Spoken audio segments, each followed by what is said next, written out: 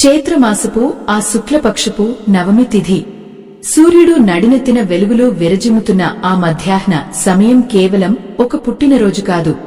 అది ఒక మహోన్నతమైన ధర్మం పుట్టినవేళ. లోక కళ్యాణం కోసం ఆ పరమాత్మ మనిషిగా అవతరించిన ఆ పవిత్ర గడియల్లో ఆకాశం నుండి దేవతలు పూలవాన కురిపించిన ఆ క్షణాల్లో మనం చేసే ఒక చిన్న పొరపాటు మన జీవితాన్నే తలకిందులు చేస్తుందని మీకు తెలుసా? యుగయుగాలుగా వస్తున్న ఆచారాల వెనుక ఎంతటి గంభీరమైన సత్యం దాగి ఉందో ఎప్పుడైనా ఆలోచించారా? మనం భక్తితో చేసే పూజ కంటే భయంతో, గౌరవంతో వదిలిపెట్టాల్సిన కొన్ని పనులు ఉన్నాయని పెద్దలు ఊరికే చెప్పలేదు. ఆ పవిత్రమైన రోజున తెలియక చేసే కొన్ని పొరపాట్లు మన ఇంట్లోకి రావాల్సిన మహాలక్ష్మిని ఉమ్మడి దాటి బయటకు పంపేస్తాయని తెలిస్తే మీరు నిర్ఘాంతపోతారు. ఈ అద్భుతమైన రహస్యం మీకు పూర్తిగా అర్థం కావాలన్నా, మీ జీవితం మారాలన్నా ఈ దృశ్యమాలికను ఎక్కడా ఆపకుండా చివరి వరకు చూడండి. సగం విన్న జ్ఞానం ఏ ఫలితాన్ని ఇవ్వదు. అది కేవలం అయోమయానికి, ఆపై వినాశనానికి దారి తీస్తుంది. ఆ రఘురాముని ఆశీస్సులు మీపై ఉండాలన్నా, మీ ఇల్లు సుఖశాంతులతో వర్ధిల్లాలన్నా ఆ పండుగ రోజున పొరపాటున కూడా చేయకూడని ఆ 3 పనులు ఏమిటో ఇప్పుడు తెలుసుకుందాం. ఇది కేవలం ఒక నియమం కాదు, మీ తలరాతను మార్చే ఒక దివ్యమైన హెచ్చరిక.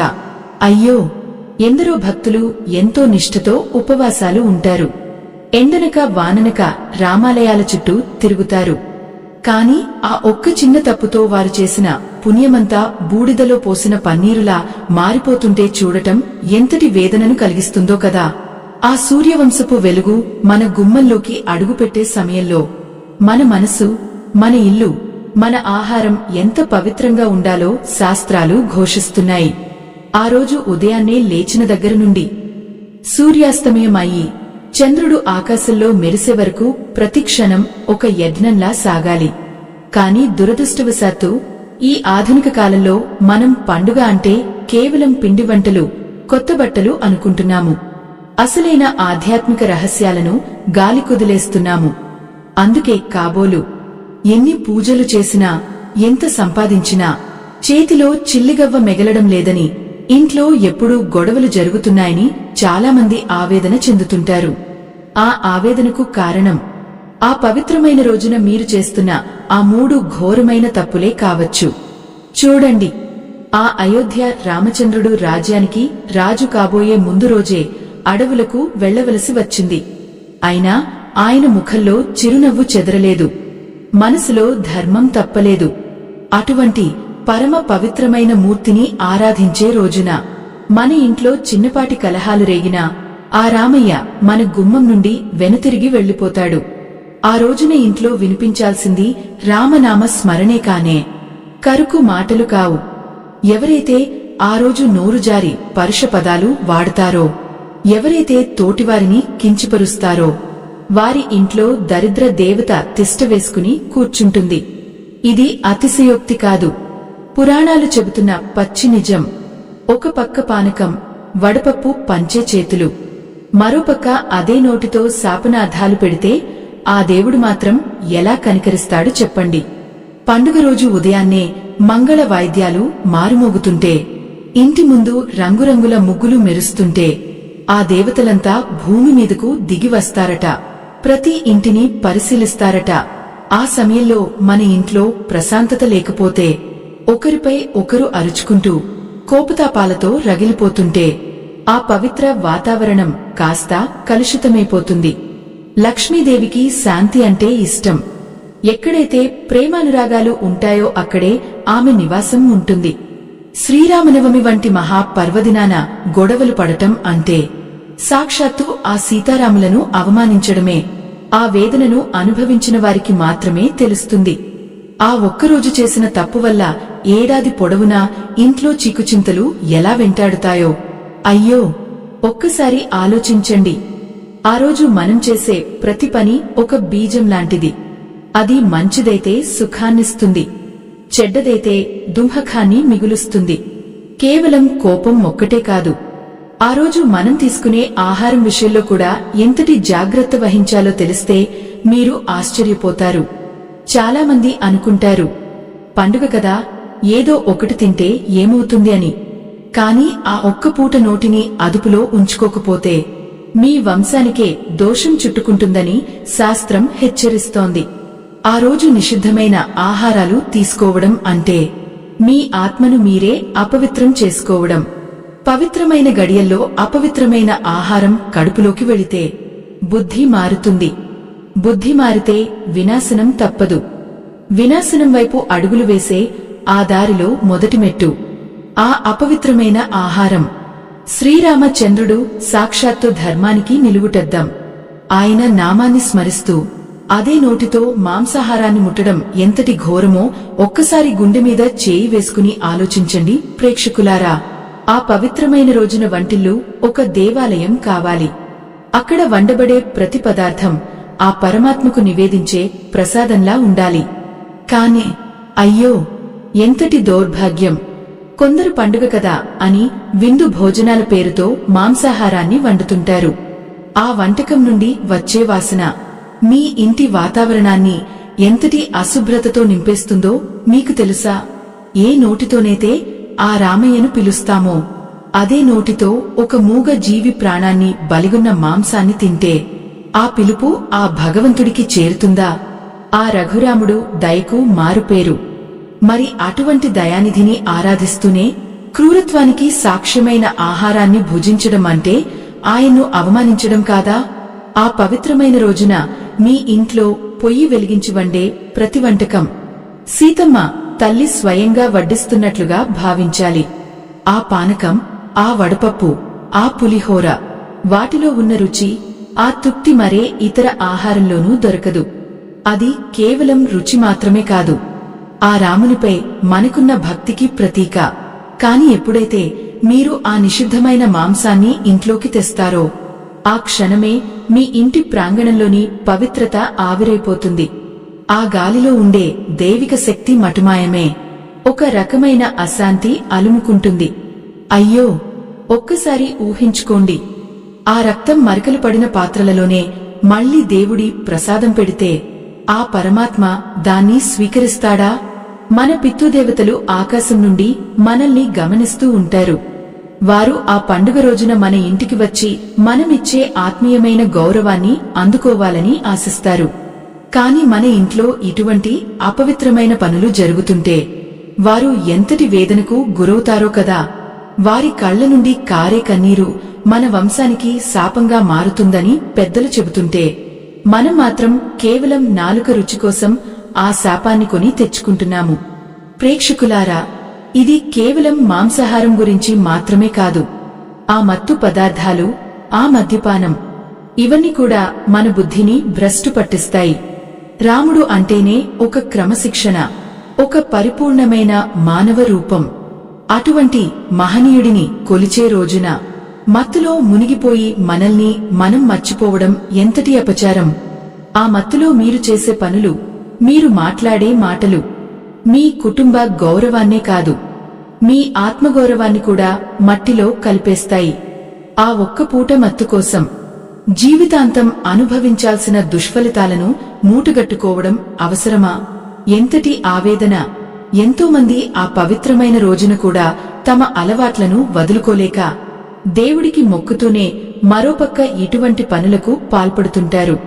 దీనివల్ల మీరు చేసే పూజల వల్ల వచ్చే పుణ్యం కంటే మీరు చేస్తున్న ఈ అపరాధాల వల్ల వచ్చే పాపమే ఎక్కువగా ఉంటుంది. ఆ పాపం మీ ఆర్థిక పరిస్థితిని దెబ్బతీస్తుంది, మీ ఆరోగ్యాన్ని పాడు చేస్తుంది. ఇంట్లో అనవసరమైన గొడవలు, పిల్లల ప్రవర్తనలో మార్పులు, ఇవన్నీ మీరు తెలియక చేసే ఈ చిన్న పొరపాట్ల ఫలితమే అని గ్రహించండి. ఆ రామచంద్రుడు అడవులలో ఉన్నప్పుడు కందమూలాలను భుజించి తృప్తి చెందాడు, కానీ ధర్మాన్ని మాత్రం విడవలేదు. మరి మనం సుఖంగా మన ఇళ్లల్లో ఉండి కూడా ఆ ఒక్కరోజు సాత్విక ఆహారాన్ని తీసుకోలేమా? మన సంస్కృతిని, మన సాంప్రదాయాన్ని గౌరవించడం అంటే మనల్ని మనం గౌరవించుకోవడమే. ఎవరైతే ఆ రోజున మనసును, శరీరాన్ని పవిత్రంగా ఉంచుకుంటారో వారిపై ఆ సీతారాముల అనుగ్రహం ఎప్పుడూ ఉంటుంది. ఆ ఇంట్లో లక్ష్మీదేవి తాండవిస్తుంది, సుఖశాంతులు వెల్లివిరుస్తాయి. మనం చేసే పొరపాట్లు కేవలం మనతోనే ఆగిపోవు. అవి మన తరువాతి తరాలకు కూడా ఒక తప్పుడు సందేశాన్ని ఇస్తాయి. మన పిల్లలు మనల్ని చూసే నేర్చుకుంటారు. పండుగ రోజున మనం ఎలా ప్రవర్తిస్తున్నామో వారు కూడా భవిష్యత్తులో అలాగే చేస్తారు. మరి వారికి మనం ఏమని నేర్పిస్తున్నాము? భక్తి కంటే భోగమే ముఖ్యమని చెప్తున్నామా? లేదు. పండుగ అంటే ఆత్మశుద్ధి.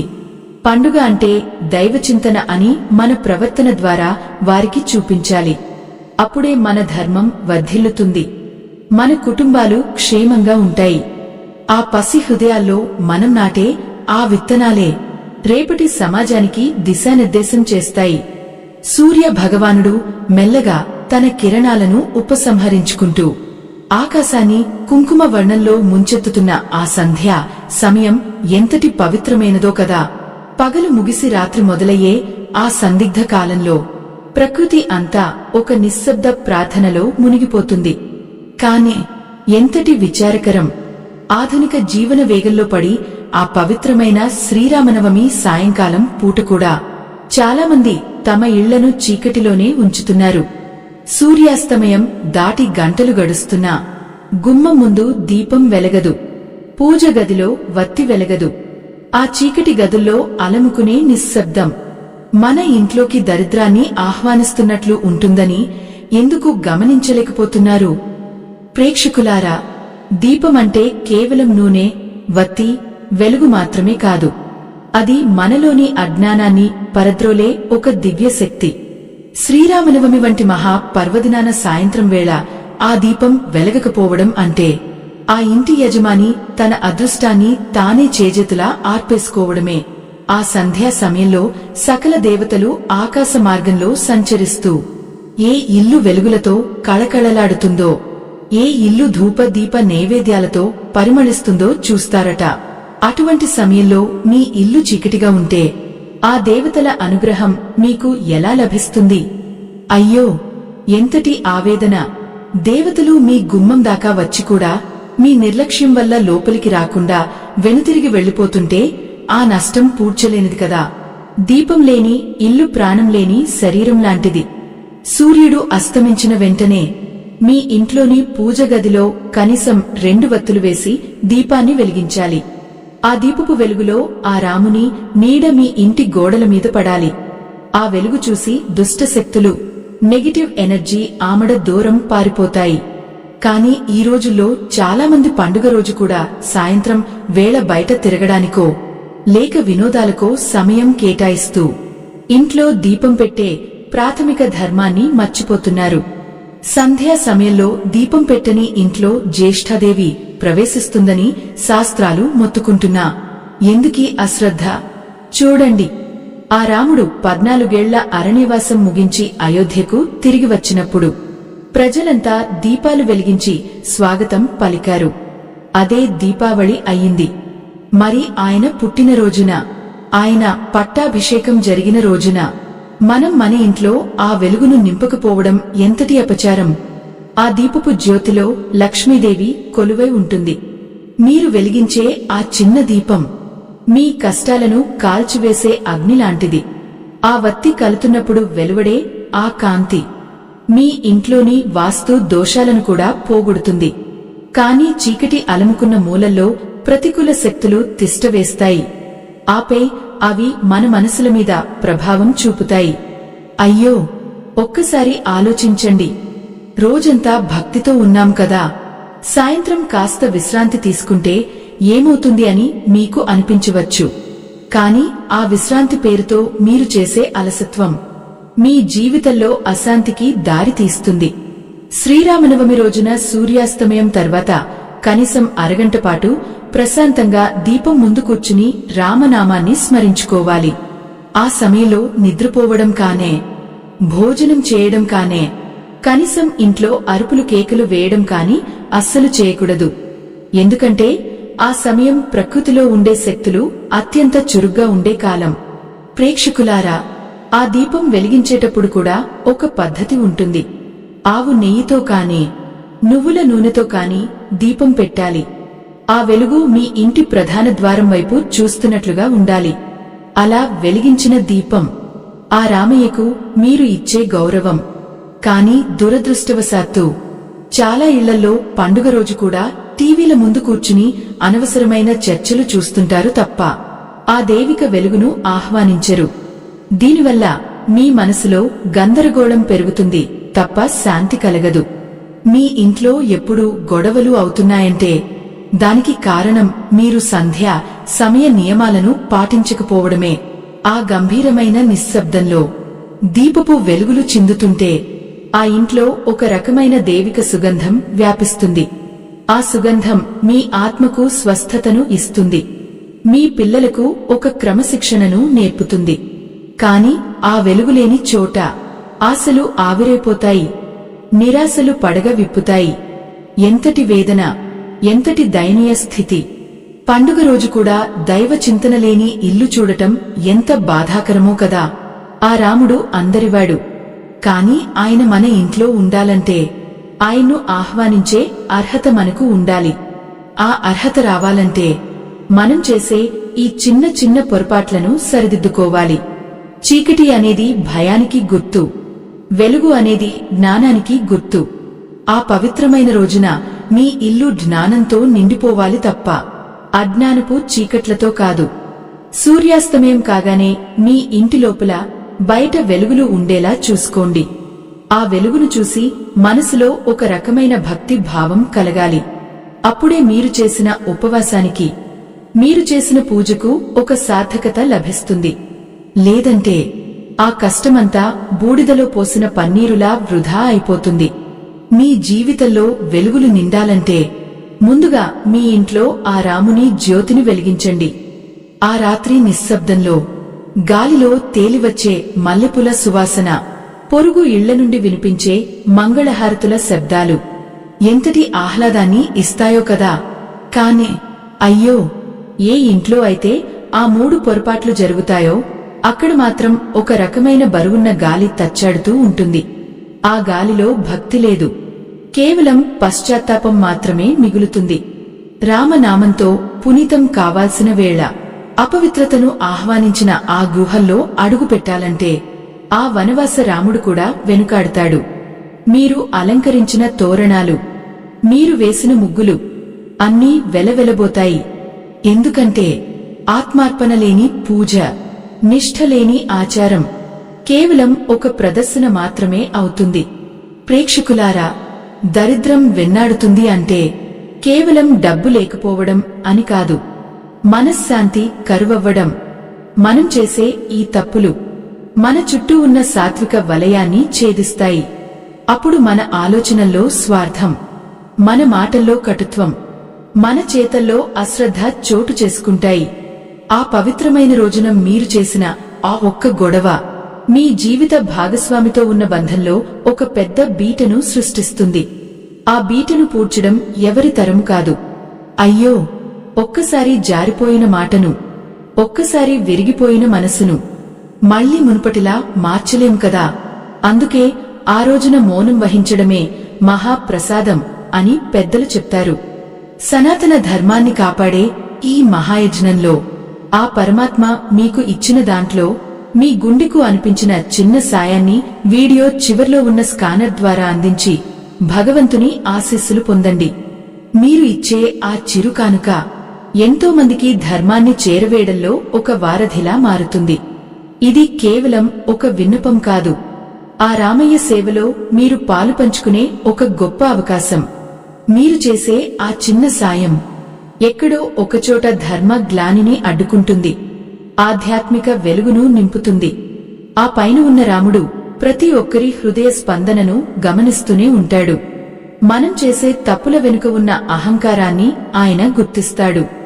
మాంసాహారం భుజించడం వల్ల కలిగే దోషం కేవలం ఆ పూటకే పరిమితం కాదు, అది మీ రక్తంలో కలిసి మీ ఆలోచనలను కూడా హింసాత్మకంగా మారుస్తుంది. ఆ హింస మీ ఇంట్లో అశాంతిని నింపుతుంది. అశాంతి ఉన్న చోట లక్ష్మీదేవి ఎలా నివసిస్తుంది?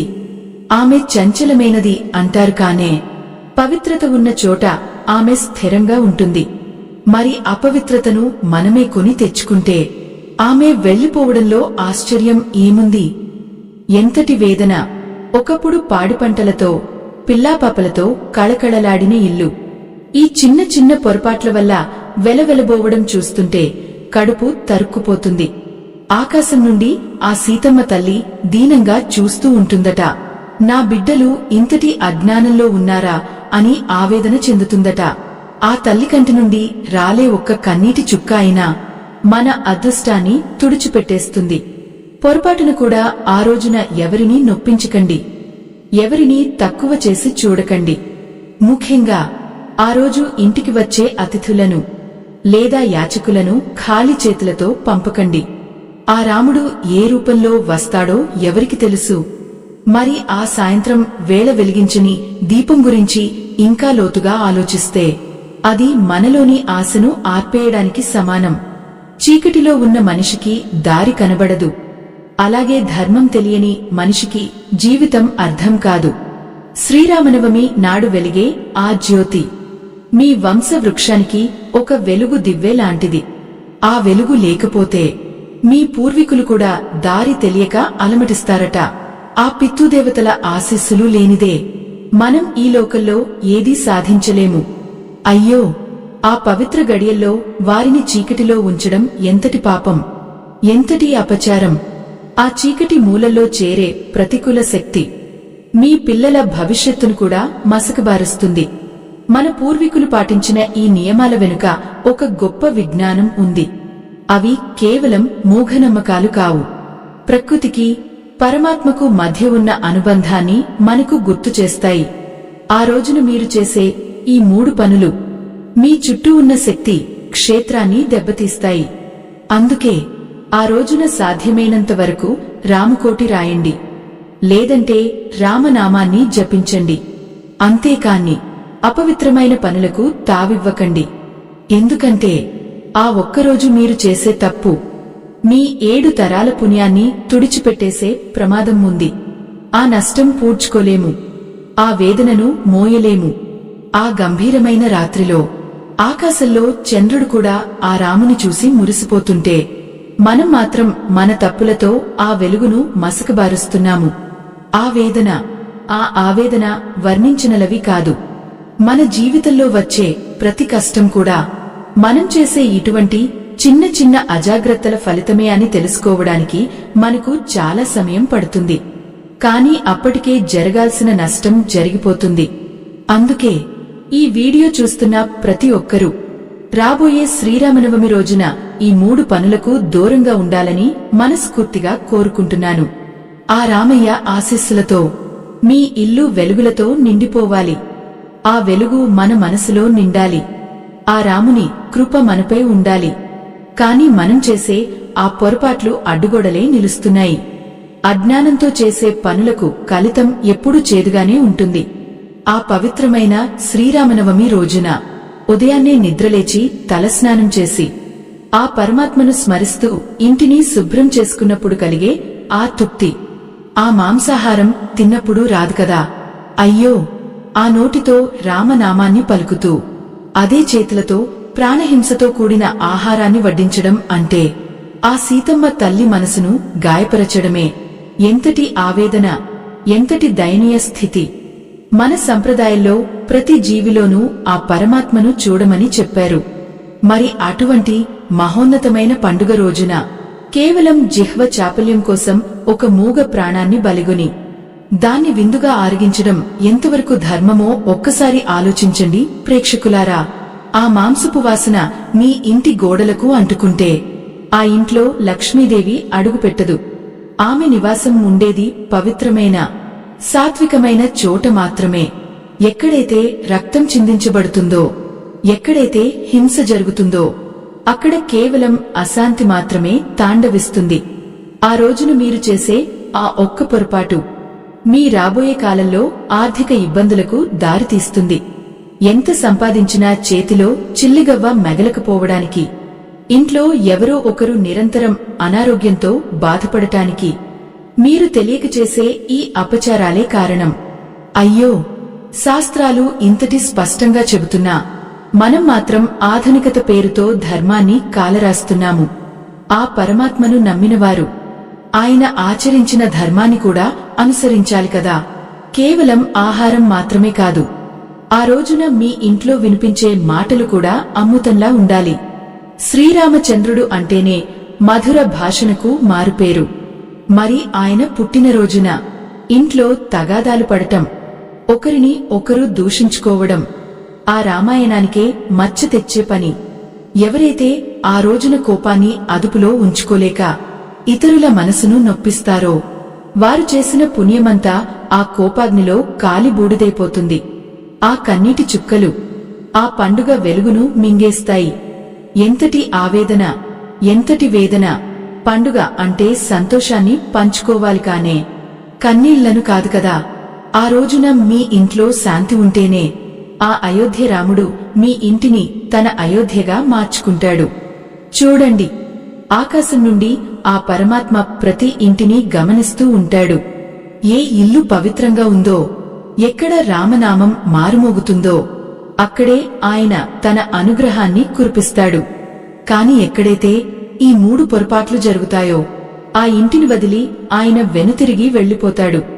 ఆయన వెళ్లిపోయిన చోట కేవలం చీకటి మాత్రమే మిగులుతుంది. ఆ చీకటిని ఏ దీపం కూడా ప్రద్రోలలేదు. ఎందుకంటే అది ఆత్మలో ఆవరించిన చీకటి. సూర్యాస్తమయం తర్వాత దీపం పెట్టని ఇంట్లో ఆ చీకటి మరింత గాఢంగా మారుతుంది. ఆ సమయంలో మీ ఇంట్లో దైవ ప్రార్థన జరగకపోతే మీ జీవితంలో వెలుగును ఎలా ఆశించగలరు? ఆ సంధ్యా సమయం అనేది మన కష్టాలను ఆ భగవంతుడికి చెప్పుకునే సమయం. అటువంటి సమయంలో అశ్రద్ధగా ఉండటం అంటే మీ అదృష్టాన్ని మీరే తిరస్కరించినట్లు. అయ్యో, ఒక్కసారి ఊహించుకోండి. ఆ రఘురాముడు 14 ఏళ్ల వనవాసం చేసి ఎన్నో కష్టాలను అనుభవించి అధర్మాన్ని అంతం చేసి ధర్మాన్ని ప్రతిష్ఠించాడు. అటువంటి గొప్ప వ్యక్తిని స్మరించుకునే రోజున మనం ధర్మాన్ని విడిచి ప్రవర్తించడం ఎంతటి అపరాధం! మన పూర్వీకులు ఈ నియమాలను మన కోసమే చెప్పారు. మన జీవితం బాగుండాలని, మన పిల్లల భవిష్యత్తు ఉజ్వలంగా ఉండాలని వారు ఈ ఆచారాలను ఏర్పరిచారు. కాని మనం వాటిని మూఢనమ్మకాలుగా కొట్టిప్రేస్తూ మన నాశనాన్ని మనమే కోరుకుంటున్నాము.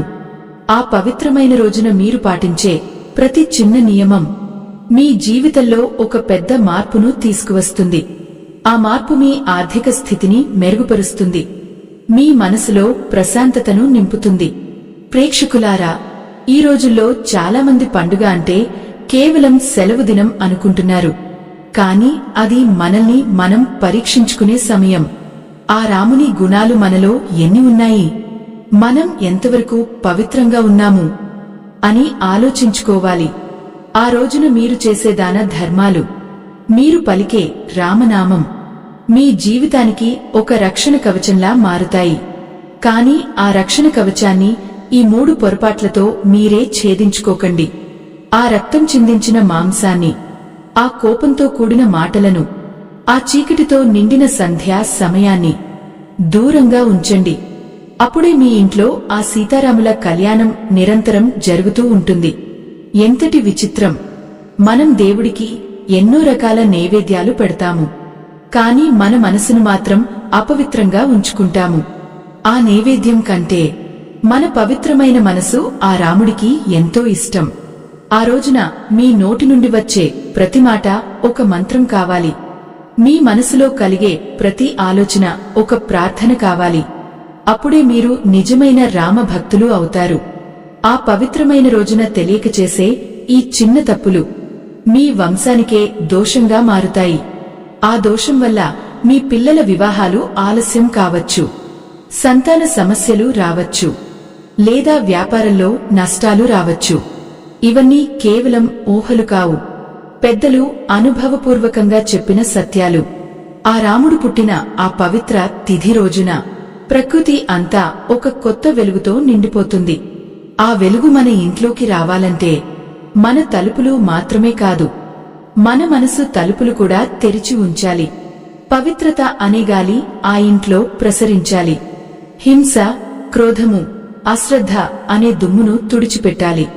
అప్పుడే ఆ రామయ్య తన పరివారంతో సహా మీ ఇంట్లో కొలువై ఉంటాడు. ఆ అనుభూతిని పొందిన వారికి మాత్రమే తెలుస్తుంది. ఆ దివ్యత్వం అంటే ఏమిటో, ఆ పరమానందం అంటే ఏమిటో. ఈ రామనవమి నుండి అయినా మీ జీవితంలో ఈ మార్పును తీసుకురండి. ఆ 3 పొరపాటును కూడా చేయకండి. ఆ రాముని కృపకు పాత్రులు కండి. ఆ దివ్యత్వం మన ముంగిట నిలబడినప్పుడు మన అహంకారాన్ని పక్కన పెట్టి సాష్టాంగ నమస్కారం చేయాలి తప్ప మన నోటి దురుస్తనంతో ఆ పుణ్యకాలాన్ని అపవిత్రం చేయకూడదు. ఆ శ్రీరామనవమి పవిత్ర గడియల్లో ఇంట్లో గొడవలు పడటం అంటే ఆ అయోధ్య రాముడిని మన ఇంట్లోకి రాకుండా తలుపులు వేసి గడియ పెట్టినట్లే. ఎంతటి ఆవేదన, ఎంతటి వేదన! 14 ఏళ్ల వనవాసంలో కూడా రాముడు ఒక్కసారి కూడా లక్ష్మణుడిపై గాని సీతమ్మపై గాని ఆగ్రహం వ్యక్తం చేయలేదు. అటువంటి శాంతమూర్తిని కొలిచే రోజున మనం కోపంతో రగిలిపోవడం అంటే ఆయన్ను మనసారా పూజించడం ఎలా అవుతుంది? ఆ రోజున మీరు చేసే ఆ ఒక్క కేక మీ ఇంట్లోని పాజిటివ్ ఎనర్జీని పూర్తిగా హరించివేస్తుంది. ప్రేక్షకులారా, ఒక్కసారి గమనించండి.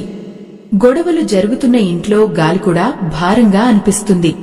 అక్కడ ప్రశాంతత ఉండదు. కేవలం అసూయ, ద్వేషం, క్రోధమే కనిపిస్తాయి. అటువంటి వాతావరణంలో ఆ సీతారామ కళ్యాణం ఎలా జరుగుతుంది? ఆ పవిత్రమైన రోజున మీరు మీ భాగస్వామితోనో పిల్లలతోనో వాగ్వాదానికి దిగితే ఆ ఏడాది పొడవునా మీ ఇంట్లో అశాంతి రాజ్యమేలుతుంది. ఆ గొడవలు మీ ఆర్థిక ప్రగతిని అడ్డుకుంటాయి. లక్ష్మీదేవి ఎప్పుడూ కలహాలు లేని చోట, శాంతి నెలకొన్న చోట మాత్రమే స్థిరంగా ఉంటుంది. మరి మీరే స్వయంగా ఆమెను బయటకు పంపేలా ప్రవర్తిస్తే ఆ తర్వాత ఎంతటి పూజలు చేసినా ఫలితం ఏముంటుంది? అయ్యో, ఎంతటి దుస్థితి! కొందరు పండుగ రోజున కూడా తమ వ్యసనాలను వదులుకోలేరు. పండుగ అంటే విందు వినోదాలు అనుకుని మాంసాహారాన్ని వండుకుని తింటారు. ఆ మాంసపు వాసన పూజ గదిలోని అగరొత్తుల సువాసనను కప్పివేస్తుంది. ఆ రక్తం చిందిన పాత్రలలో వండిన పదార్థం మీ కడుపులోకి వెళ్లి మీ బుద్ధిని మారుస్తుంది. శాస్త్రాల ప్రకారం శ్రీరామనవమి వంటి మహాపర్వదినాన మాంసాహారం ముట్టడం అంటే అది మహాపాతకంతో సమానం. ఆ పవిత్ర తిథి రోజున మనం సాత్విక ఆహారాన్ని మాత్రమే తీసుకోవాలి. పానకం, వడపప్పు వంటి పదార్థాలు మన శరీరానికి, మనసుకు చలువను ఇస్తాయి. కాని ఈ మాంసాహారం మనలోని తామస గుణాన్ని పెంచుతుంది. ఆ తామస గుణం పెరిగినప్పుడు మనకు మంచి చెడుల విచక్షణ ఉండదు. ఆ మత్తులో, ఆ రుచిలో మునిగిపోయి మనం దైవాన్ని మర్చిపోతాము. అయ్యో, ఒక్కసారి ఆలోచించండి. ఆ రాముడు అడవులలో పళ్ళు, కందమూలాలు తిని తృప్తి చెందాడు. కాని ఆయన ఎప్పుడూ తన ధర్మాన్ని విస్మరించలేదు. మరి మనం మన ఇళ్లలో ఉండి కూడా ఆ ఒక్కరోజు జిహ్వ చాపల్యాన్ని అదుపులో ఉంచుకోలేకపోవడం మన బలహీనత కాదా? ఆ బలహీనతే మనకు దరిద్రాన్ని వెన్నాడుతుంది. దరిద్రం అంటే కేవలం ధనం లేకపోవడం కాదు, సంస్కారం లేకపోవడం కూడా ఒక రకమైన దరిద్రమే. ఆ రోజున మీరు చేసే ఈ అపచారం మీ తరువాతి తరాలకు కూడా దోషంగా మారుతుంది. మరికొందరు చేసే అతి పెద్ద పొరపాటు సూర్యాస్తమయం అయ్యాక కూడా ఇంట్లో దీపం పెట్టకపోవడం. సాయంత్రం వేళ సంధ్యమ్మ మన గుమ్మం వద్దకు వస్తుంది. ఆ సమయంలో చీకటిగా ఉంటే ఆమె లోపలికి రావడానికి భయపడుతుంది. ఆ చీకటిలో అలక్ష్మి ప్రవేశిస్తుంది. శ్రీరామనవమి సాయంత్రం వేళ ప్రతి గడపపై దీపం వెలగాలి. ఆ వెలుగు ఆ రాముడికి ఇచ్చే ఆహ్వానం. కాని నేడు చాలామంది పండుగ రోజు సాయంత్రం కూడా బయట తిరుగుతూ లేక మొబైల్ ఫోన్లలో కాలక్షేపం చేస్తూ ఆ దీపం పెట్టే కనీస బాధ్యతను మర్చిపోతున్నారు. ఆ నిర్లక్ష్యం మీ జీవితంలో చీకటిని నింపుతుంది. ఆ గాలిలో తిరిగే దేవతలు మీ ఇంటిని చూసి వెలుగులేని ఈ ఇంట్లో దైవత్వం ఎక్కడుంది అని వెనుతిరిగి వెళ్లిపోతారు. ఎంతటి వేదన, ఎంతటి ఆవేదన! మనం ఎంతో కష్టపడి సంపాదించిన పుణ్యమంతా ఇటువంటి చిన్న పొరపాట్ల వల్ల కరిగిపోతుంటే చూడటం బాధగా ఉంటుంది. ఆ రోజున మీరు చేసే గొడవలు, మీరు తినే నిషిద్ధ ఆహారం, మీరు పెట్టని ఆ దీపం, ఇవన్నీ కలిసి మీ చుట్టూ ఒక దుష్ట వలయాన్ని సృష్టిస్తాయి. ఆ వలయం నుండి బయటపడటం అంత సులభం కాదు. ఆ రామచంద్రుడు ఎప్పుడూ తన భక్తుల క్షేమాన్ని కోరుకుంటాడు. కాని భక్తులు కూడా ఆయన్ను గౌరవించే క్రమశిక్షణను కలిగి ఉండాలి కదా. క్రమశిక్షణ లేని భక్తి నీరు లేని బావిలాంటిది. అది దాహాన్ని తీర్చలేదు, పైగా ప్రమాదకరంగా మారుతుంది. ఆ పవిత్రమైన గడియల్లో మీ ఇంటిని ఒక దేవాలయంలా మార్చుకోండి. ఆ రోజున కేవలం రామనామం మాత్రమే మీ ఇంట్లో ప్రతిధ్వనించాలి. కోపతాపాలకు తావివ్వకండి. ఎవరైనా మిమ్మల్ని రెచ్చగొట్టినా ఆ రాముని స్మరిస్తూ మౌనంగా ఉండండి. ఆ మౌనం మీకు ఎంతో పుణ్యాన్ని ఇస్తుంది. అలాగే ఆహారం విషయంలో అత్యంత నిష్ఠగా ఉండండి. ఆ ఒక్కరోజు మీరు చేసే త్యాగం మీకు అఖండమైన సౌభాగ్యాన్ని ప్రసాదిస్తుంది. పానకం తయారుచేసి 10 మందికి పంచండి. ఆ వడపప్పు రుచిని అందరికీ రుచి చూపించండి. అప్పుడే ఆ రామయ్య తృప్తి చెందుతాడు. 10 మంది ఆకలి తీరినప్పుడు వచ్చే ఆశీస్సులే మీకు రక్షణ కవచాలుగా మారుతాయి. ప్రేక్షకులారా, ఈ విషయాలను ఏదో కథలా వినకండి. వీటి వెనుక ఉన్న గంభీరమైన హెచ్చరికను గమనించండి. ధర్మం వైపు నడిచేవారికి ఆ రాముడు ఎప్పుడూ అండగా ఉంటాడు. కానీ ధర్మాన్ని మీరే తుంగలో తొక్కితే ఆయన కూడా మీకు సహాయం చేయలేడు. ఆ 3 పనులను చేయకుండా జాగ్రత్త పడండి. ఆ సాయంత్రం వేళ మీ ఇల్లు వెలుగులతో కళకళలాడాలి. ఆ వెలుగు చూసి శని దేవుడు కూడా మీ ఇంటి దరిదాపుల్లోకి రాడు. మీ పిల్లలకు ఈ విషయాలను వివరించండి. వారికి పండుగ అంటే కేవలం ఆటొట్టలే కాదు, అదొక పవిత్రమైన బాధ్యత అని నేర్పండి. అప్పుడే మన ధర్మం వర్ధిల్లుతుంది, మన కుటుంబాలు చల్లగా ఉంటాయి. ఆ పిల్లలు మనల్ని చూసే రేపటి పౌరులుగా ఎదుగుతారు. వారి మనసులలో మనం నాటే ఆ పవిత్రమైన విత్తనాలే రేపు మహావృక్షాలే వారికి నీడనిస్తాయి. కాని అయ్యో, పండుగ రోజే మనం సంయమనం కోల్పోయి ఆవేశంతో ఆగిపోతూ ఇంట్లో పెద్దగా కేకలు వేస్తుంటే ఆ పసి హృదయాలు ఎంతలా విలవలలాడిపోతాయో ఒక్కసారి ఆలోచించండి. ఆ పవిత్రమైన శ్రీరామనవమి గడియల్లో ఎక్కడైతే రామనామం వినబడాలో అక్కడ పరుష పదాలు వినిపిస్తుంటే ఆ గాలి కూడా కలుషితమైపోతుంది. ఆ కలుషితమైన గాలిలో ప్రాణవాయువు ఉండదు, కేవలం అశాంతి మాత్రమే ఉంటుంది. ఆ అశాంతి మీ ఇంట్లోని ప్రశాంతతను బుగ్గిపాలు చేస్తుంది. ఆవేదన, ఎంతటి ఆవేదన! ఒక పక్క పూజగదిలో ఆ రాముడికి ధూపం వేస్తూ మరో పక్క హాలులో గొడవలు పడుతుంటే ఆ ధూపం సువాసన ఆ దేవుడికి చేరుతుందా? ప్రేక్షకులారా, ఆ పవిత్రమైన రోజున మీరు చేసే ఈ మొదటి పొరపాటు అంటే ఆ గొడవలు మీ ఇంటి లక్ష్మిని పరద్రోలుతాయి. లక్ష్మీదేవికి చికాకులు అంటే అస్సలు ఇష్టం ఉండదు. ఎక్కడైతే ప్రశాంతంగా నవ్వుతూ పలకరించుకుంటారో అక్కడే ఆమె స్థిర నివాసం ఉంటుంది. ఆ రోజున మీరు మీ మనసును అదుపులో ఉంచుకోలేకపోతే ఇక ఏడాది పొడవునా మీ ఇంట్లో చిన్న చిన్న విషయాలకే పెద్ద పెద్ద యుద్ధాలు జరుగుతుంటాయి. అది కేవలం మీ ఒక్కరికే కాదు, మీ పిల్లల భవిష్యత్తుకు కూడా తీరని నష్టం కలిగిస్తుంది. అయ్యో, ఆ చిన్నారి కళ్లలో కన్నీరు చూసిన ఆ రామయ్య మీ పూజలను ఎలా స్వీకరిస్తాడు? తన భక్తులు శాంతంగా ఉండాలని కోరుకునే ఆ స్వామి మీ ఆవేశాన్ని చూసి నిట్టూరుస్తాడు. ఆ నిట్టూర్పు మీ అదృష్టాన్ని తలకిందులు చేస్తుంది. రెండవ పొరపాటు, ఆ నిషిద్ధమైన ఆహారం. మాంసాహారం అనేది హింసకు ప్రతీక. శ్రీరామనవమి వంటి మహా పర్వదినాన సాక్షాత్తు దయానిధి అయిన రాముడిని స్మరిస్తూ ఒక ప్రాణాన్ని బలితీసుకున్న ఆహారాన్ని భుజించడం అంటే అది రాముడిని అవమానించడమే. ఆ రక్తపు మరకలు, ఆ మాంసపు వాసన మీ ఇంటి పవిత్రతను పూర్తిగా నాశనం చేస్తాయి. ఆ రోజున మీ వంటిల్లు ఒక యజ్ఞశాలలా ఉండాలి. పానకం, వడపప్పు, చలిమిడి ఇవి కేవలం పదార్థాలు కావు, ఆ రాముడిపై మనకున్న భక్తికి గుర్తులు. కాని ఆ రుచులను కాదని అపవిత్రమైన ఆహారానికి ప్రాముఖ్యత ఇస్తే మీ శరీరంలోని నాడులు కూడా అపవిత్రమైపోతాయి. ఆ అపవిత్రత వల్ల మీ ఆలోచనలు కూడా క్రూరంగా మారుతాయి. ఎంతటి వేదన! కొందరు అనుకుంటారు ఇది మా వ్యక్తిగత విషయం అని. కానీ ధర్మం అనేది వ్యక్తిగతమైనది కాదు, అది విశ్వజనీనమైనది. ఆ పవిత్ర గడియల్లో ప్రకృతిలో ఉండే శక్తులు మనపై ప్రభావం చూపుతాయి. సాత్విక ఆహారం తీసుకున్నప్పుడు మన మనసు నిర్మలంగా ఉంటుంది. అదే తామస ఆహారం తీసుకుంటే మన మనసు గందరగోళానికి గురవుతుంది. ఆ గందరగోళమే దరిద్రాన్ని ఆహ్వానిస్తుంది. దరిద్రం అంటే కేవలం ధనం లేకపోవడం మాత్రమే కాదు, మంచి ఆలోచనలు లేకపోవడం కూడా ఒక రకమైన దరిద్రమే. ఆ రోజున మీరు చేసే ఈ తప్పు మీ పుణ్య ఫలితాన్ని పూర్తిగా హరించివేస్తుంది. అయ్యో, ఎంతో కష్టపడి సంపాదించిన పుణ్యం ఆ ఒక్కపూట తిండి కోసం పోగొట్టుకోవడం ఎంతటి అవివేకం. మూడవ పొరపాటు, ఆ సాయంత్రం వేళ వెలిగించని దీపం. సంధ్యా సమయం అనేది దేవతలు భూమి మీద సంచరించే కాలం. ఆ సమయంలో మీ ఇల్లు చీకటిగా ఉంటే ఆ దేవతలు మీ ఇంటి దరిదాపుల్లోకి కూడా రారు. ఆ చీకటి మూలల్లో నెగటివ్ ఎనర్జీ తిష్టవేస్తుంది. శ్రీరామనవమి సాయంత్రం వేళ ప్రతి గడపపైన దీపం వెలగాలి. ఆ వెలుగు ఆ రాముడికి మనం ఇచ్చే గౌరవం.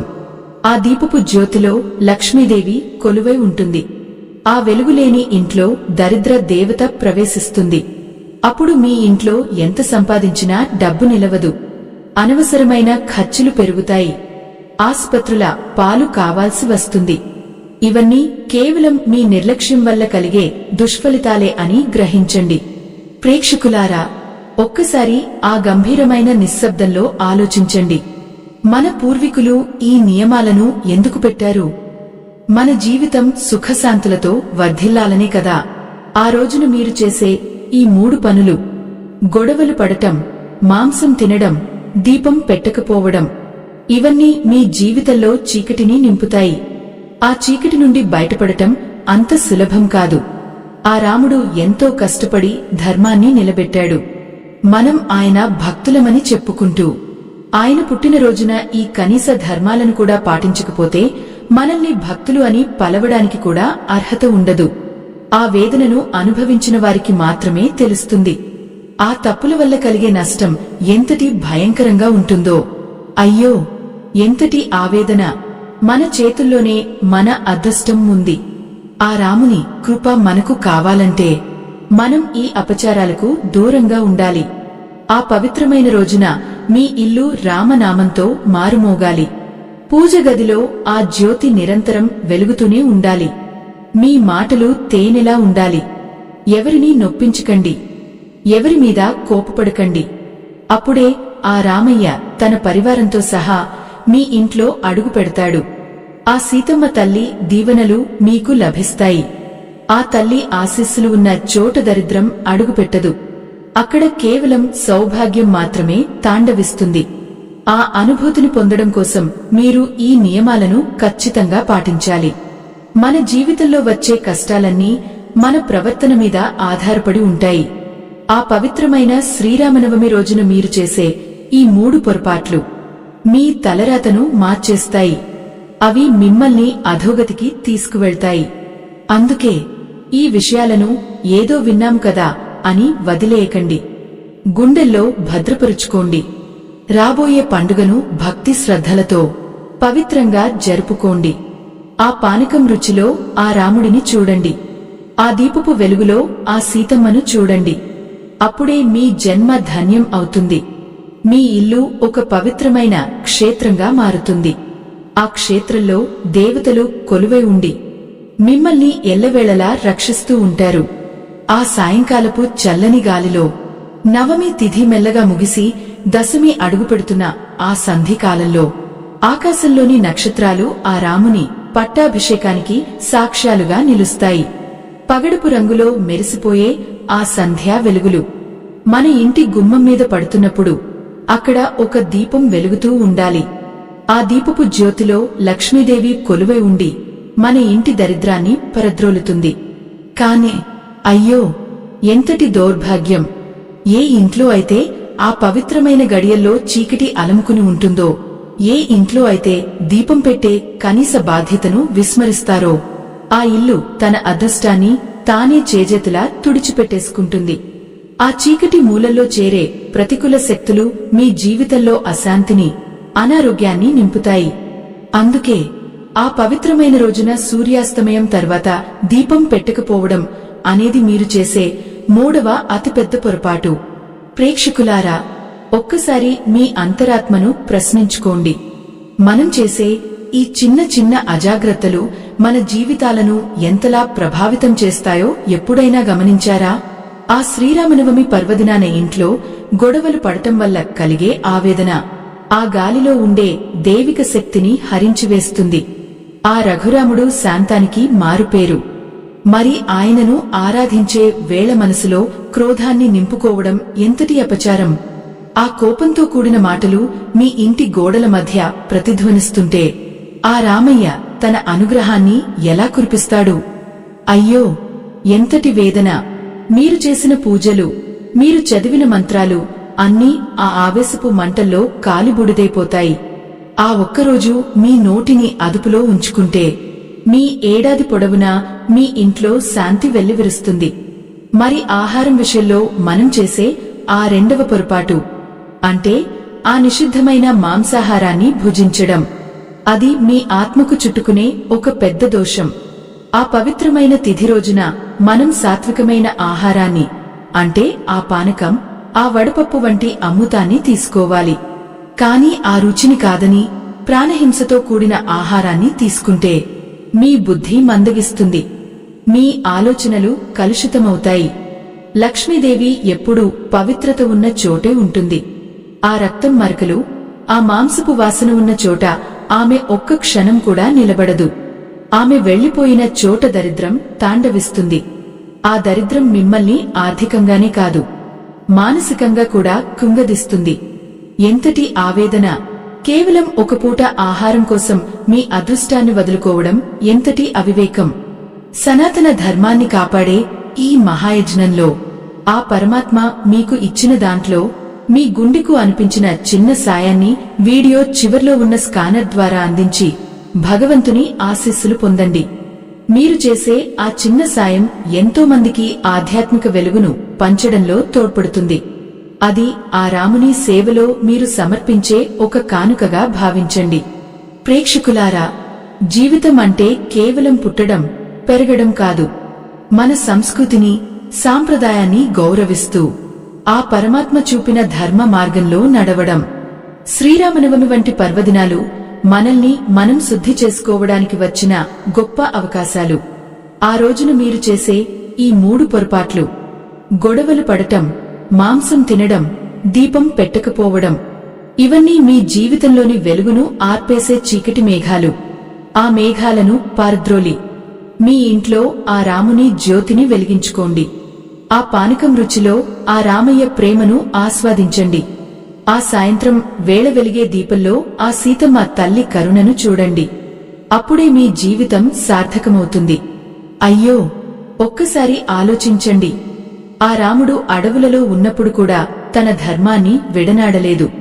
మరి మనం మన ఇళ్లలో ఉండి కూడా ఆ ఒక్కరోజు ఈ చిన్న చిన్న నియమాలను పాటించలేమా? మన పిల్లలకు మనం ఏమని నేర్పిస్తున్నాము? పండుగ అంటే కేవలం సెలవు దినం కాదు, అదొక పవిత్రమైన బాధ్యత. ఆ బాధ్యతను మనం సక్రమంగా నిర్వహించినప్పుడే మన వంశం సుఖశాంతులతో వర్ధిల్లుతుంది. ఆ రాముని అనుగ్రహం ఉంటే అసాధ్యమైనది ఏదీ లేదు. ఆ కృప మీకు లభించాలంటే మీరు ఈ అపచారాలకు దూరంగా ఉండాలి. ఆ పవిత్రమైన రోజున మీ ఇల్లు రామనామ స్మరణతో మార్మోగాలి. మీ గుండెల్లో ఆ రాముని రూపం స్థిరంగా ఉండాలి. మీ మాటల్లో సత్యం ఉండాలి. మీ చేతల్లో ధర్మం ఉండాలి. అప్పుడే మీరు నిజమైన రామభక్తులు అవుతారు. ఈ శ్రీరామనవమి మీ జీవితంలో ఒక కొత్త వెలుగును తీసుకురావాలని, ఆ పరమాత్మ ఆశీస్సులు మీపై, మీ కుటుంబంపై ఎల్లవేళలా ఉండాలని ఆశిస్తున్నాను. ఆ మూడు పొరపాటున కూడా చేయకండి. ఆ పవిత్రతను కాపాడుకోండి. ఆ సాయంత్రం వేళ మీ ఇంటి ముందు వెలిగే ఆ దీపమే మీ భవిష్యత్తుకు మార్గదర్శి అవుతుంది. ఆ వెలుగులో మీ కష్టాలన్నీ కరిగిపోవాలి. మీ ఇల్లు సుఖశాంతులకు నిలయం కావాలి. ఎంతటి గంభీరమైన సత్యం ఇది! మనం చేసే ప్రతి పనికి ఒక ప్రతిఫలం ఉంటుంది. అది మంచిదైతే మనల్ని ఉన్నత స్థానానికి తీసుకువెళ్తుంది. చెడ్డదైతే మనల్ని పతనం చేస్తుంది. ఆ రాముని దయతో మీరు ఎప్పుడూ ఉన్నతమైన మార్గంలోనే నడవాలి. ఈ ఆధ్యాత్మిక ప్రయాణంలో మీరు తెలుసుకున్న ఈ విషయాలు కేవలం జ్ఞానం మాత్రమే కాదు, మీ జీవితానికి రక్షణ కవచాలు. వాటిని భద్రంగా దాచుకోండి. ఆ రామయ్య పాదాల చెంత మీ మనసును ఉంచండి. ఆయనే మిమ్మల్ని నడిపిస్తాడు. ఆయనే మిమ్మల్ని రక్షిస్తాడు. పవిత్రమైన మనసుతో ఆ రాముని వేడుకోండి. ఆయన కరుణా కటాక్షాలు మీపై వర్షిస్తాయి. ఈ ఆధ్యాత్మిక ప్రయాణం ఇక్కడితో ముగిసిపోయింది. స్వస్తి.